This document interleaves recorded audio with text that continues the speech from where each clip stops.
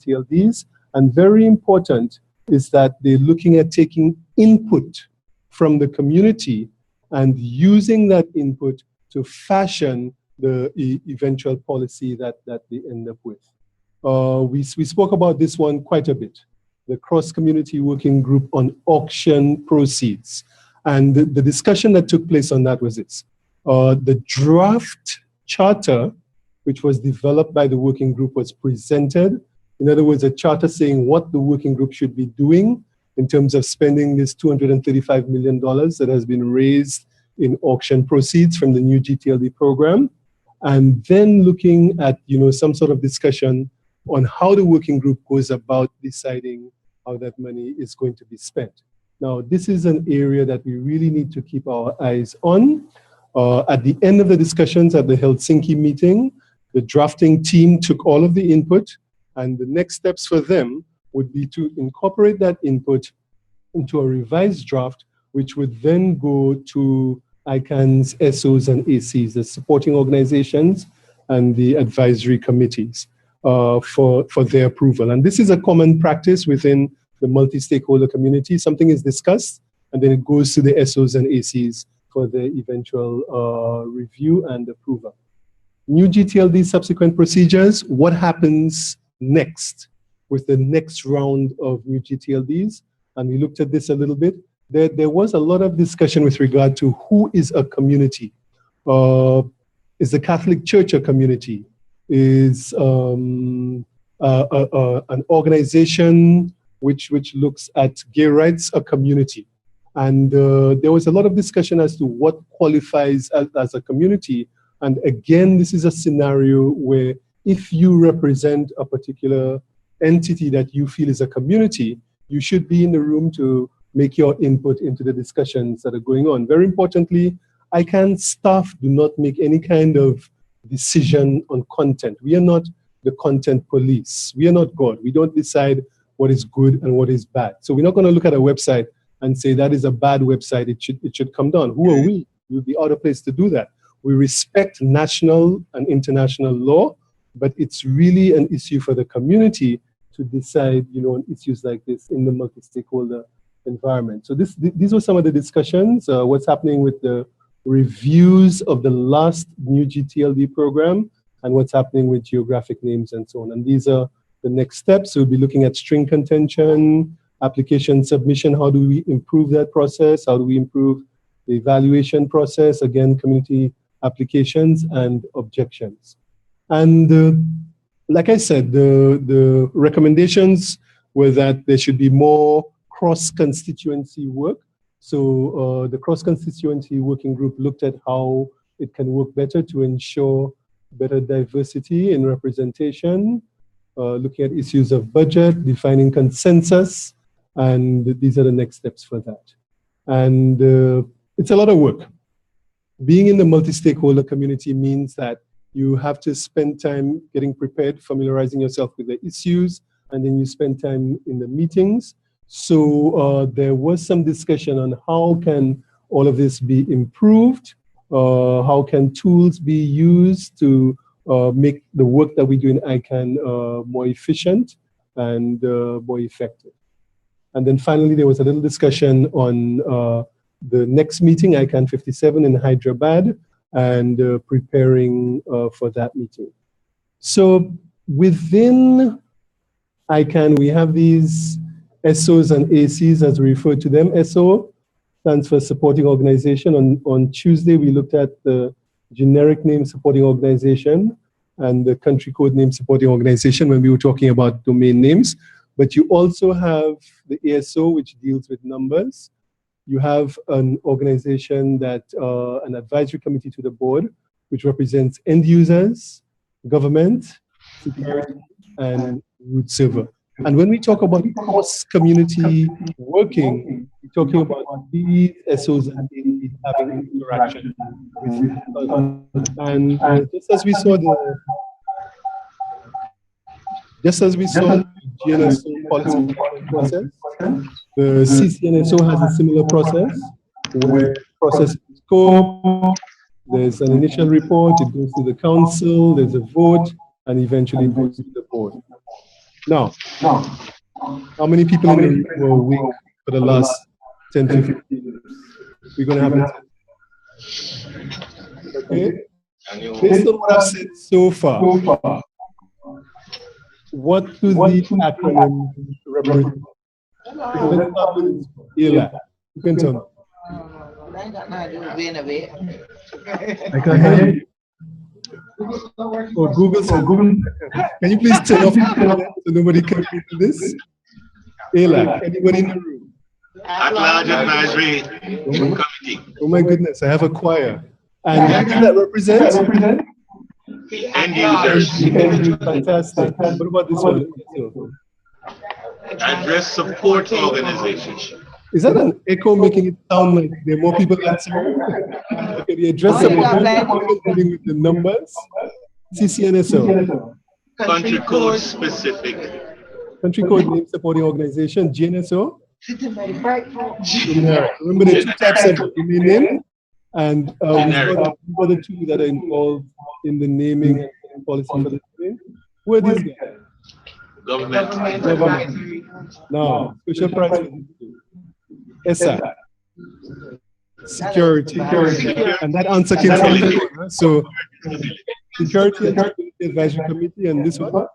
Root Server Stability Advisory Committee. And remember, we saw when we were looking at how the domain system works, so that when you type in google.com, your ISP go to a root to find out .com. So all of these have this space in the ICANN stakeholder community, and they have their deliberations, and they sometimes.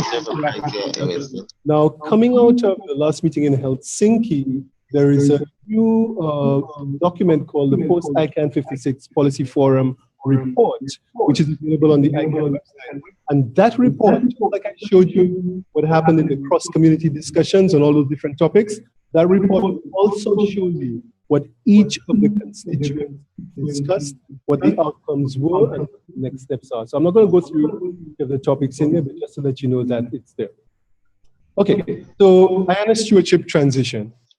By a show of hands, how many people in here have never heard the term IANA stewardship transition? One person. Okay. So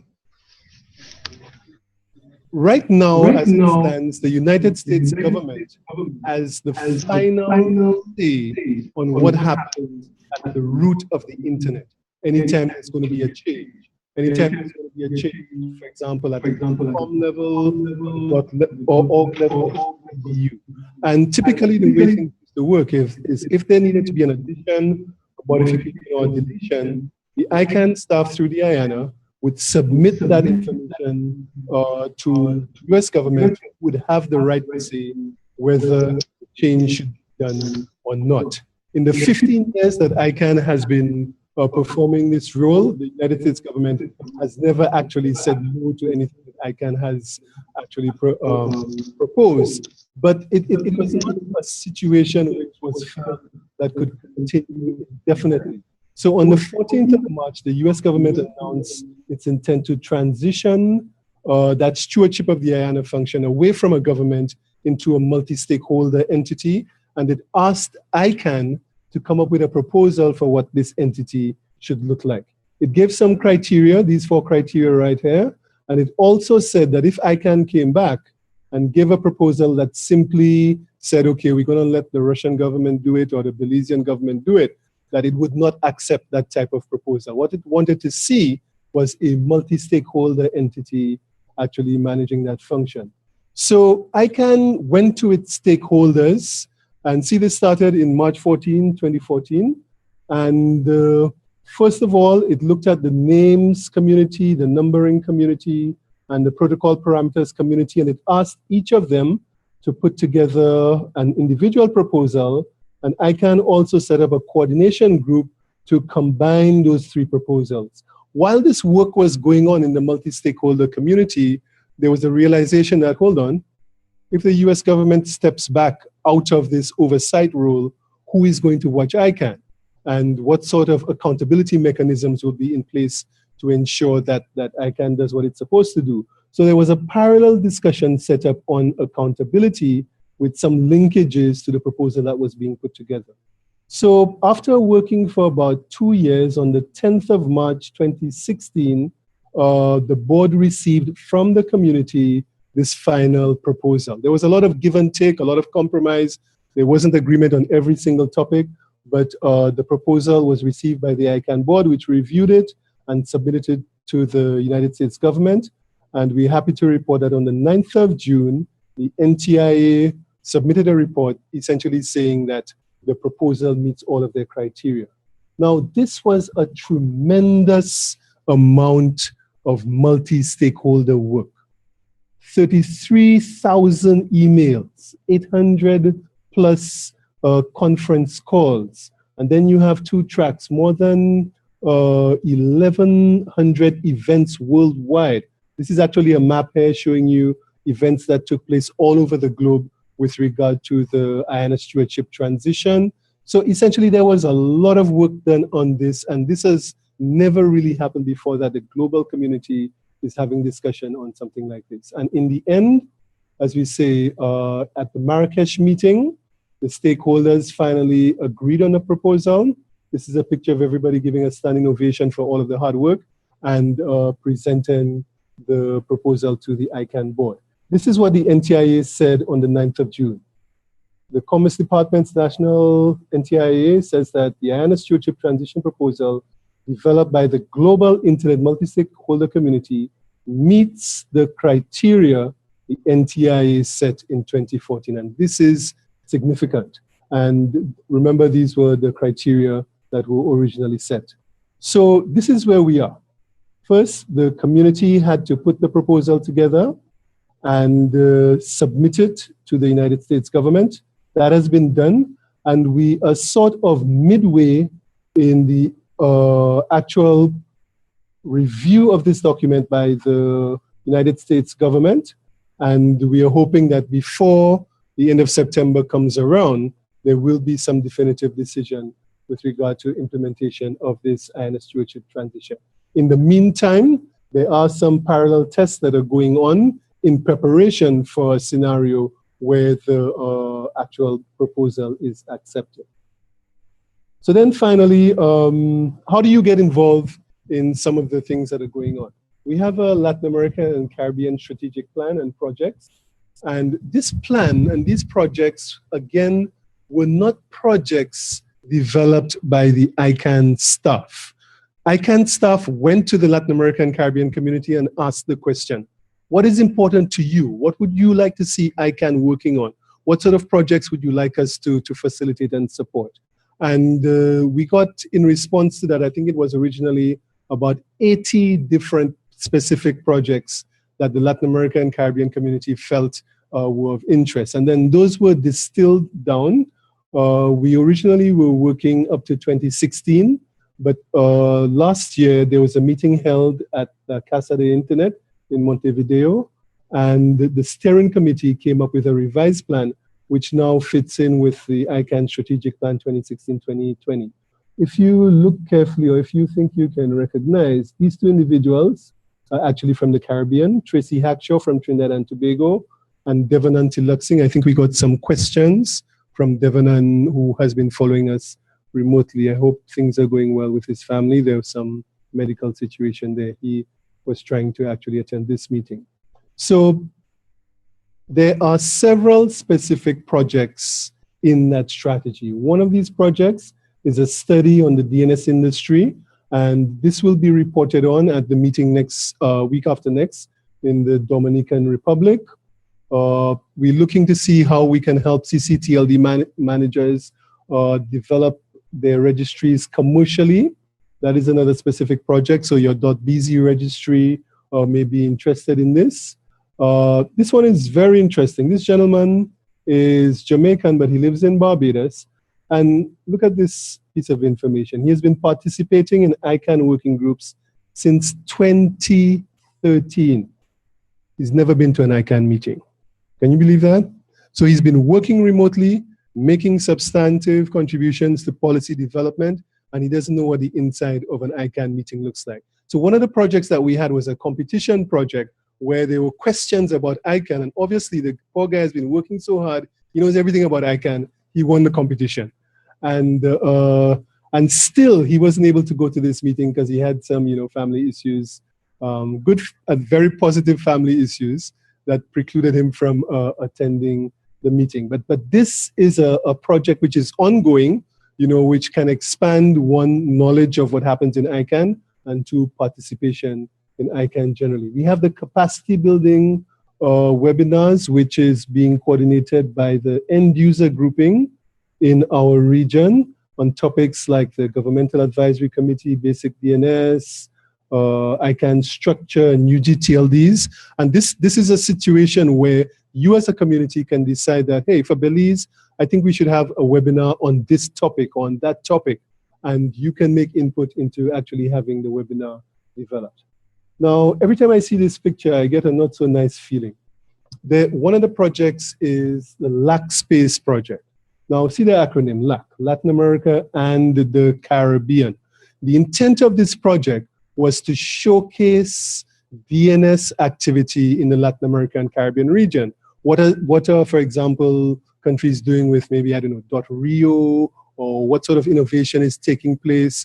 I don't know, Jacqueline, what were we talking about last night? That application, Find a Fet, something like that, all right, last night. But what are the new and interesting things being done with domain names? And there's an invitation that goes out to the Latin American Caribbean community to come and showcase. And this is the Buenos Aires meeting. And if you look at this panel, you may realize that it doesn't look like there's anybody from the Caribbean on that panel talking about what they have been doing. So there was a very interesting situation. I was at that meeting in Buenos Aires. All of the Latin Americans presented their projects. And at the end of the meeting, someone from the Caribbean came up to me and said, Albert, man, what you doing? Why is it that you only let the Latin Americans go on the panel? Where is the Caribbean representation? And let me tell you, I was livid, because there is no restriction on anyone from the Caribbean saying that they would like to be on this panel. The problem was no one from the Caribbean stood up and said, I want to present on my project. And this is something that we need to correct in our region. I am letting you know that there is this project, the LAC Space. So at every ICANN meeting, there is the opportunity for a developer or for a company or someone in the DNS industry to showcase what they are doing. There's no restriction. If you can maybe apply for a fellowship or get to the meeting, you can present on your project. So I don't want anybody coming to me and tell me that I prevented the Caribbean from being on the panel, or that there's some problem where we are the ones that need to stand up and take advantage of the opportunity. So that's another project of the LAC strategy. This one is very important to us. You can't get more specific than that. The Caribbean Working Group, this is a project that is intended to bring in as many Caribbean people as possible and look at issues that are of interest to us and come up with strategies for moving forward on topics that are of interest to us. This is a list of some of the original people who were involved. The chair is now currently Devanand Tilaksin. Carlton was very instrumental in getting this going. And Jason, of course, is in the room. And there's some others. But the whole idea is this is our main place as a Caribbean where we get together and talk about what is important to us. And I facilitate that discussion, within the scope of what we do. So I think this is my final slide. How do you participate? With regard to those projects that I just spoke about, the Latin America and Caribbean strategy, the first thing is to look at the projects and see which ones you might be interested in. See what working groups you might be interested in. And then just drop me a line saying, I saw something there on capacity building, and I think I might have some interest in that. Could you add me to the mailing list? And then our project manager will add you to the mailing list. He will add you to the working group. And then it's a learning process. We realize that, you may go into a group not necessarily understanding everything that's going on. So there may be 1 or 2 meetings per month. There will be capacity building webinars, and you take some time to start, understanding what's going on. And then you reach the point when you can actually make input, make substantive input, state your case, state your dissension, state your agreement to what's being discussed. And then, of course, we always look forward to individuals from the Caribbean taking up leadership positions. And I can tell you that there's some people in this room who have been very strong for many years from a Caribbean perspective in taking up leadership positions. They are very highly respected in the ICANN multi-stakeholder community. Generally, it's a similar thing. We have the generic name, supporting organization, end users, government, ccNSO, and so on. All of those may not be of interest to you, but one of them may. So you try to understand what's going on, get familiar with the issues, make substantive comments, and your substantive comments during public comment periods don't always have to be comments of dissent. If you agree with something, it's okay to say so, because sometimes, particularly, for example, with the IANA stewardship transition, there was a very high risk that not enough people were saying that they agreed with what was happening with the transition. But those who disagreed were very vocal. So if you went into the public comment forum and then you looked at what the comments were in there, you would see maybe 5 people who had very strong opposition to what was going on. But the sad thing was that those who agreed, even from the Caribbean, didn't say anything, whether it was 200 or 1,000 of them. So it's important to remember that even if it's just that you agree with something that's being discussed, it's okay to say that in the public forum, in the public comment period, and say why you agree with what's going on. And of course, the same thing, you volunteer on the working groups, learn, understand, make input, and then eventually take up a leadership position. So this is where I'll stop. Hopefully, in those key areas, you would have gotten some idea of what goes on at ICANN meetings and what are some of the new updates. I think the next session is meant to give you a sense from someone other than an ICANN staff member of what goes on at an ICANN meeting. And in the room, I can see a cluster of individuals, and there's one to my right, who have actually been, well, there's another one just walking in, who've actually been to ICANN meetings. I can count 1, 2, 3, 4, 5, 6 persons in this room who've actually been to an ICANN meeting. So I guess maybe Nigel will explain what we're going to do next.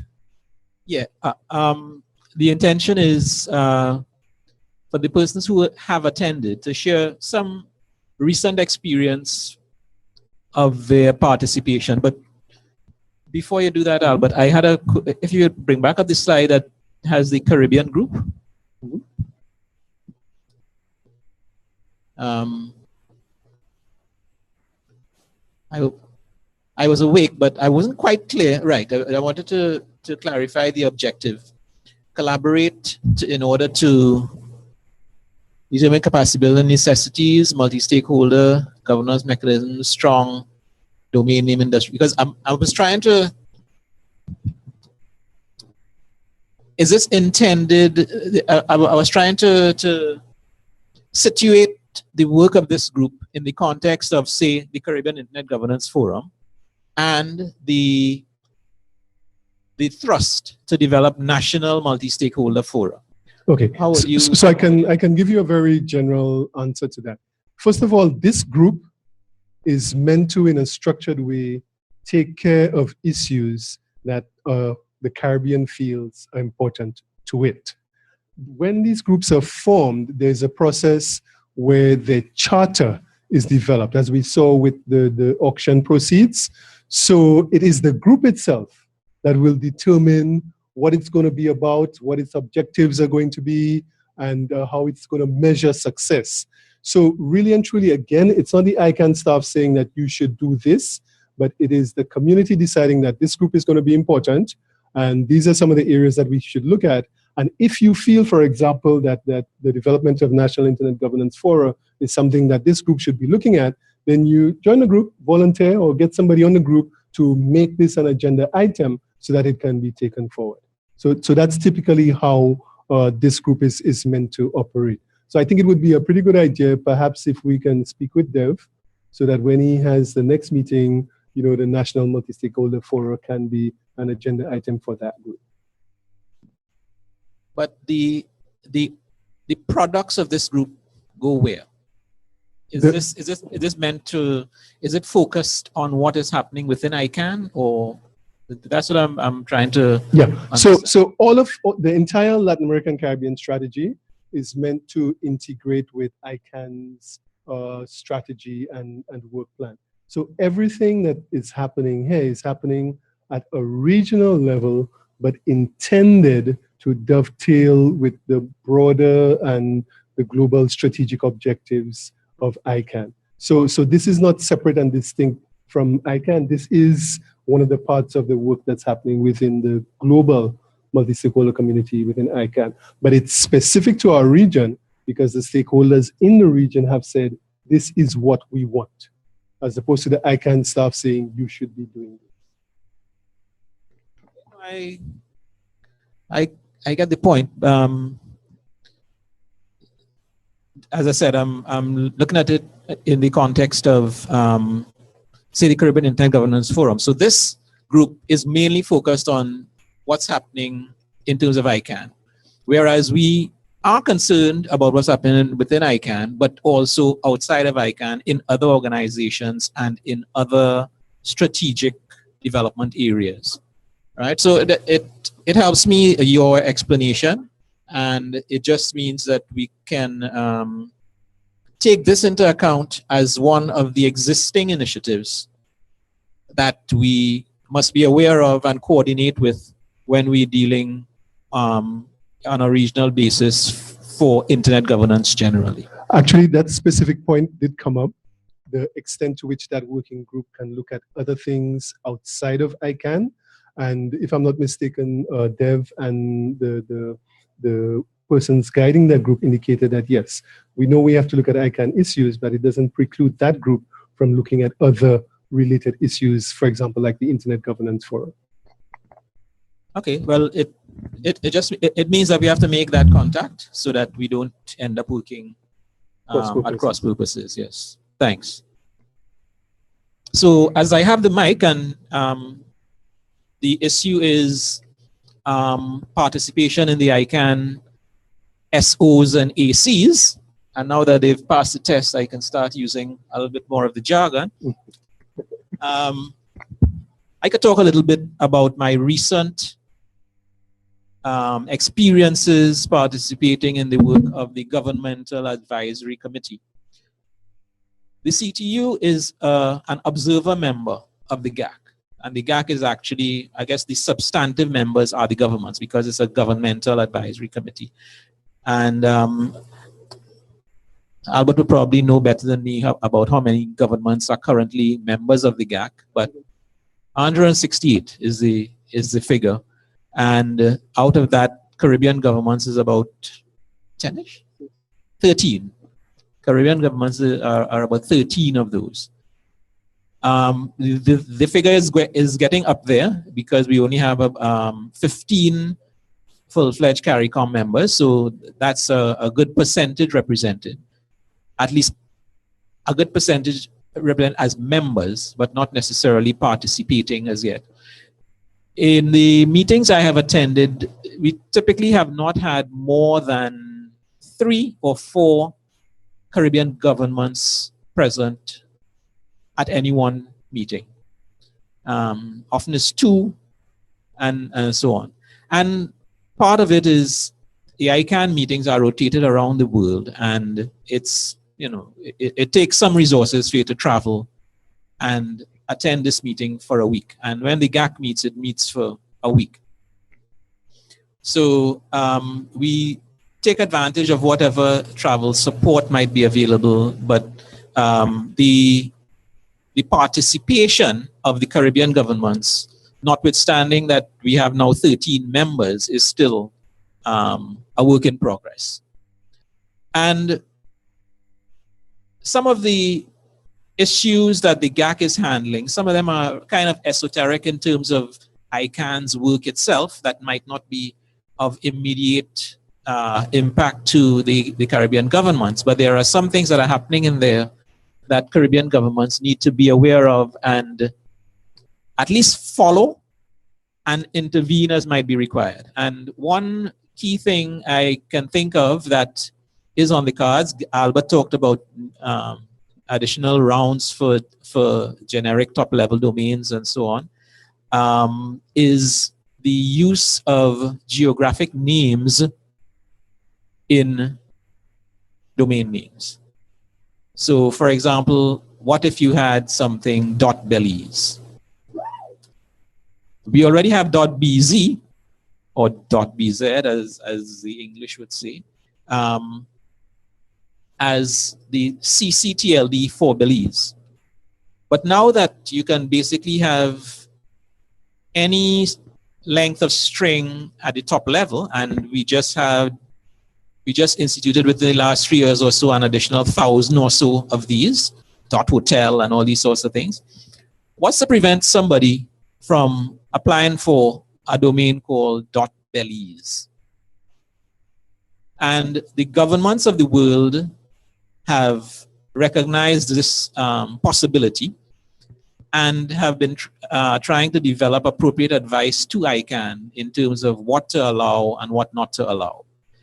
There might be a fair amount of support for limiting access to domains like .belize, but for example, what about using the .bz, which already exists at the top level?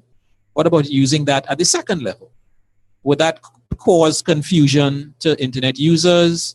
Would that infringe upon maybe whatever rights that existing ccTLDs have? These are the types of things that are being considered. The use of country and geographic names at the top level and at the second level.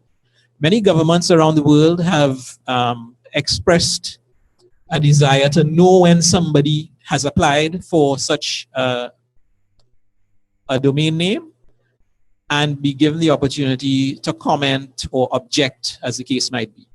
There are, however, some governments of the world, around the world, who really don't care. You know, if they don't think it'll cause them any difficulty or embarrassment if it is used for some sort of slightly off-color purpose. But it is important that governments of the Caribbean, and typically around the Caribbean, we fall more on the side of wanting to know and have the opportunity to object if these things are being applied for. And all of this is being discussed in the context of proposed rules for any future release of TLDs, right? So if we do not follow and make appropriate comment, we run the risk of rules being established that, you know, might not be in our interest. So it's, from that point of view, it's important that we be aware of what's happening. And the CTU, in its observer capacity, given that all the Caribbean governments are not there and hearing what is happening in the room and in the discussion, is in a position to pass on information to our member governments on issues like this. And we do this from time to time, whether via special circular to government members or via our semi-annual meetings of our Executive Council and Conference of Ministers. So we are trying to do our part, but as an observer member of the GAC, there is limited power in terms of participation that we have, and it would be more effective if more of the governments themselves started putting their opinions out on the floor. So that's some of my recent experiences in the Government Advisory Committee and in terms of a particular hot topic that's going on there. Okay, thank you very much, Nigel. And I'm going to first of all put Jason and Jacqueline on notice, because soon we'll want to hear something about their experience with the at-large. But before we get to them, we'll go to somebody from Belize, who's at the back of the room, who actually had the opportunity to witness what goes on in the GAC circles. If you can get a mic to Mr. Barrow at the back, he was at the Helsinki meeting, and perhaps in 2 or 3 minutes he can tell us a little bit of what he experienced.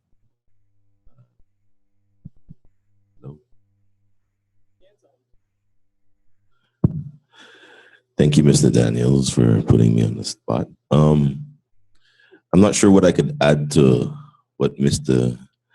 Casimir has so beautifully laid out about the GAC, beyond to say that being present for the meeting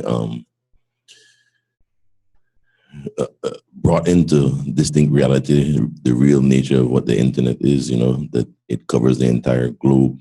To think that the GAC has members from almost every country in the world. They're almost as big as the United Nations in terms of the participation. The process is, you would think, fraught with problems, but the openness of the process and the ability for anyone, no matter the size or population of your country, to effect or affect outcomes or procedures is amazing. Beyond that, there's really not much more I could say. I mean, it's amazing. Yeah, and I think you made an important point. Regardless of the size of your population, you have one seat in the GAC. And this is very important from a Caribbean perspective, because each of our sovereign Caribbean territories have a seat on the GAC. So can you imagine if all of us are there in a coordinated way, making inputs on particular topics? The United States has one seat, Canada has one seat, the European Commission has one observer seat. Each of our Caribbean territories have one seat. So we can be a force to be reckoned with as a Caribbean if we really structure the way that we go into the GAC and engage.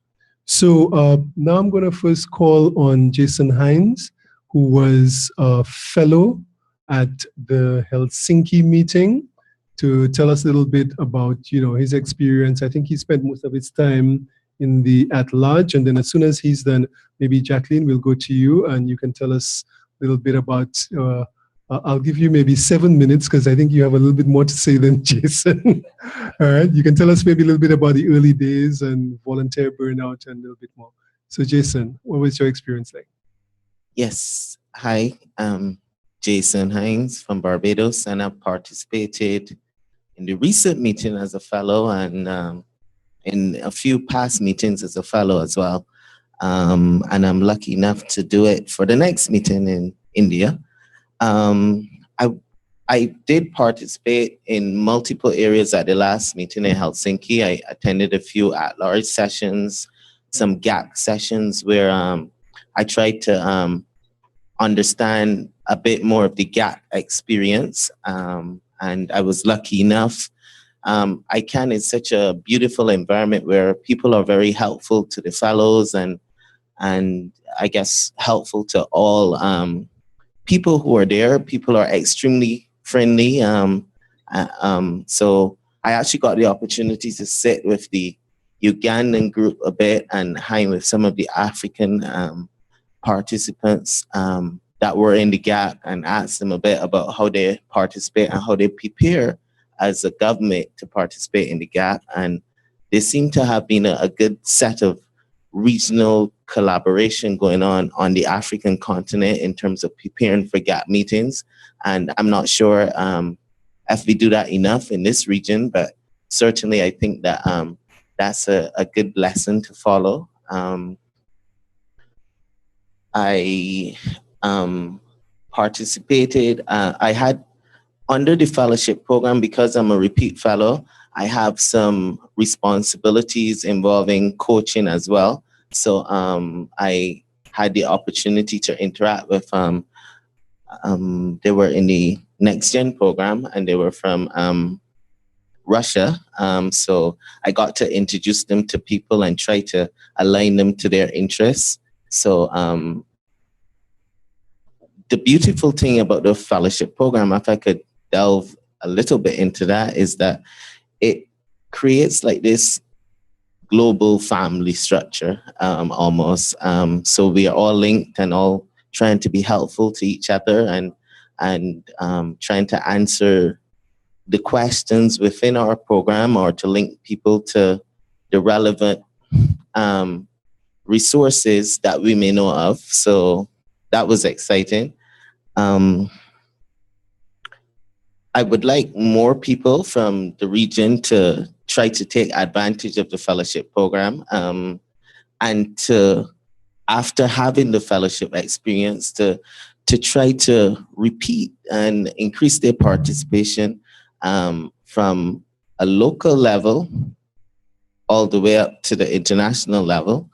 The fellowship opportunity, as you said, it provides travel support for persons from age 18 to infinity. So anyone can apply to that. And should, I think we need more Caribbean applicants. The Next Gen program is also an exciting one. Like, I think that a lot of the increased participation from the Caribbean will come from our youths, our next generation of participants. So we must ground them in a different way than perhaps how the current stakeholders are grounded. So they're well oriented from early into the participation in internet governance activities, understand what it is, and when they reach high positions in their organizations and in government, it's a second nature thing, just like how it's intuitive to navigate on a touchscreen phone. So we must have more outreach to the youth, especially the academic ones at the university. I think that's an easy one to get interested in some of these things because it aligns to so many disciplines. What's happening at the ICANN meeting aligns to so many academic disciplines, and we need to get them involved. The Next Gen program is for people between age 18 to 30, usually recently studying, and it's a regional, it's limited to people from the region. And my unfortunate but not formal observation, so I'm not backing this up with data, this is just what I've seen, and from my little review of the listings online, I have not noticed anyone from CARICOM or the English Caribbean who participated in ICANN meeting as a Next Gen participant. And that hurts me a bit. And I think that we need to, all the people in here and all the people who are mature in ICANN participation have to take responsibility to help promote that program a little bit more in our communities when it is open, so that we can get some of our youth oriented to ICANN. The last time when the meeting was supposed to be in Panama, we did some promotion in Barbados, expecting that we could get some participants in. And unfortunately, because the meeting had to be relocated, the application process was stopped, and that promotion was for nothing, because when they moved to Helsinki, then our applicants were not eligible. So the next time it comes around in, I think 2000, we have a few years to prepare, 2018 or something. 2017. 2017 late, I think, right? Yeah. Yeah. So we have preparation time to be ready for the promotion. We need to see more Next Gen applicants at the ICANN meeting, and I think it's a build-up. Okay, so in the interest of time, maybe we can now hear a little bit from Jacqueline, who's been in the at-large for quite a while. It's quite a while. It's since 2005. So yeah, it's been over a decade. I came into ICANN before the ALAC formed. I was a member of the interim ALAC, which was supposed to form the ALAC. And that was, yeah, end of 2005, beginning of 2006. And so we did do that because the ALAC was designed to be a regionally based organization. So our first work was to create the RELOs, the 5. You told them about the RELOs, right? The Naralo, North American regional. We had some at-large alphabet organization. soup, but we didn't delve into RALOs and LAC RALO and so on. Okay. The at-large is the area of ICANN that's supposed to represent the end users, the people who use the internet, the 7 billion of us who don't have domains and websites and any particular business connection, but the ones of us who go and Google things and have email addresses and that kind of thing.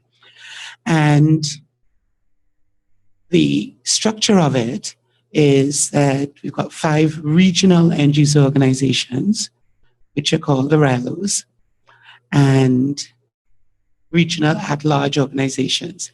These regional organizations are made up of representatives from community and individual organizations in the region.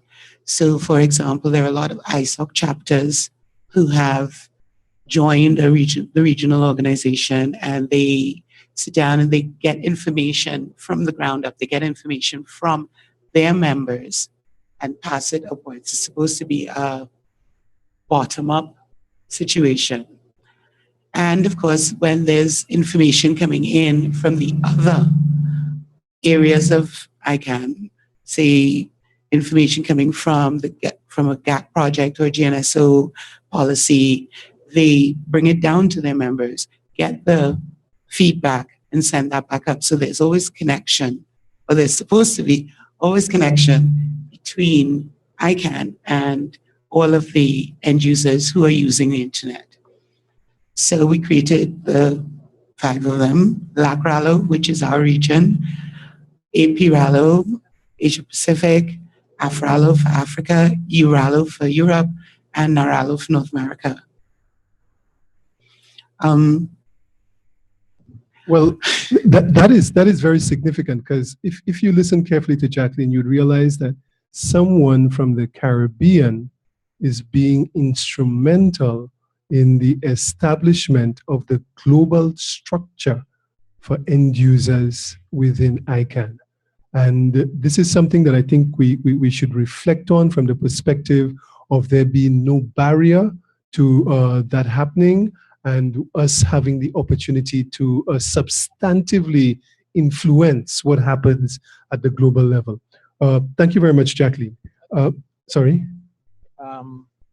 Let me just say, so LAC RALO is the group that the Caribbean should be, that in which we are represented. Yes. And is there any what, just in terms of current things that are happening that maybe we should be aware of, that could guide us in being successful in being there? Well, right now, all of the RALOs are being looked at and reviewed, because it has been a while, and we're looking to find best practices, make sure that all of them are working, because every region developed their own way of doing things. And now we're kind of looking at all of them to see which ones are the good ones that we would like to propagate across the globe, and the ones that are not so good ones. So I'm not really sure what LAC RALO is doing right now. We've had some issues, mainly because the Caribbean, we always have a little bit of an issue between the LA and the C sometimes, a little tension. So that I can't really talk about, because I have not been doing that much with the at-large recently. I've been doing a lot more with the ccNSO. But maybe I can help there, because I know that people like Dev and others have been doing quite a bit of work, even within the situation where there's some challenges that we're trying to overcome. There's been a lot of capacity building work. There's been a lot of outreach work that has been going on, because while there may be these challenges, I think there's some from the Caribbean who still feel that we need to move the agenda forward, and there's been a lot of that happening. So I think maybe to end it off, we'll just move quickly. I know Kevon, before we get to Kevon, I think Jacqueline has one more comment she wants to make. But Kevon has been to an ICANN meeting, a few ICANN meetings, and we'll get his short perspective, maybe 2-3 minutes as an RIR, and then we'll end with Carlton, who can give us, some other perspectives based on what he's doing. So Jacqueline, maybe some closing comments? Yeah, I just wanted to say with regard to participation, the RELOs were pretty much done not just by me, one from the Caribbean on the ALAC, but we brought in a lot of the work, a lot of the groundwork, creating these structures and everything was done by people from the Caribbean. Carlton and Dev Carlton especially, because Carlton wrote almost all the MOUs. And we basically, in these organizations, when we get in, we punch way above our weight. We always reach the top. We do the work. And that is recognized by the various organizations, especially ICANN. ICANN does recognize us for doing the work. And it doesn't matter. You can connect, you can start off as Butler did by joining a working group, participating remotely, and getting the work done, and then you get recognized for it. So it's not that we have to find yourself flying off to a meeting, or we've got multiple ways that we can participate and have our input heard. Because if you work on the group and you do the work, then you're the one who holds the pen and writes the document. And when you write the document, you're in charge. I'll take the chair's prerogative, bearing in mind the time, and we want to save sufficient time for this afternoon's workshop and so on. The session right after this involves both Kevon and Carlton, right, and Kimano, in talking about the next topic, which is be looking at global IGF activities and so on. So what I'll probably ask is that we kind of just segue straight into that, and you can take Kevon and Carlton could make the comments specifically related to their recent experiences in the context of the overall global IGs, and continue into the rest of their session. So let me thank Albert, and please let us thank Albert for the presentation and everything. Thank you very much, Albert, and